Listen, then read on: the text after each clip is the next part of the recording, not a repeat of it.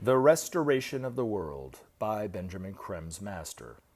A Master Speaks, Volume 2, page 117.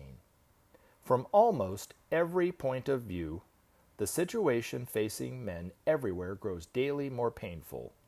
The economic chaos resulting from years of unlicensed greed and heartless competition lays waste the honest toil and aspiration of countless millions. On the whole, the men of money go blithely on, their treasure intact, while men and women in every country face joblessness, poverty, and fear.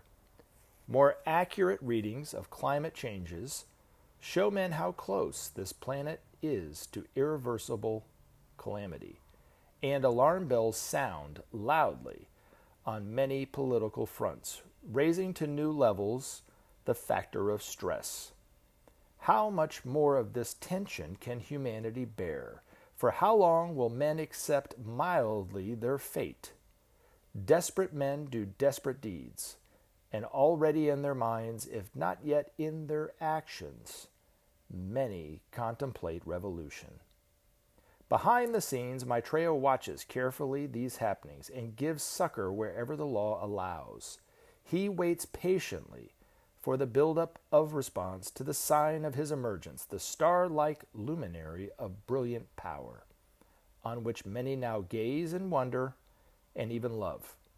What is desired is some measure of public debate about the significance or meaning of the star, thus signifying the emergence of Maitreya, the world teacher. The greater and more public the discussion, the greater does it prepare the way for Maitreya's entry. Soon there will be no gainsaying.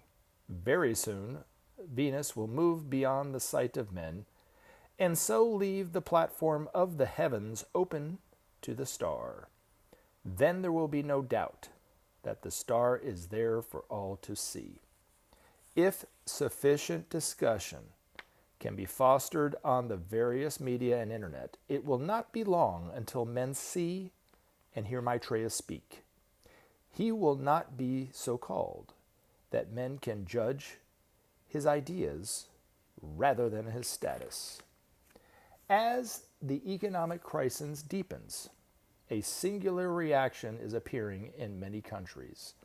Alongside the fear, bravado, and growing despair is a new understanding of the reasons for the crash, the greed and competitive spirit at the center of our systems, and therefore the need for sharing of themselves. Many are awakening to this basic truth and see sharing as the answer to injustice and war.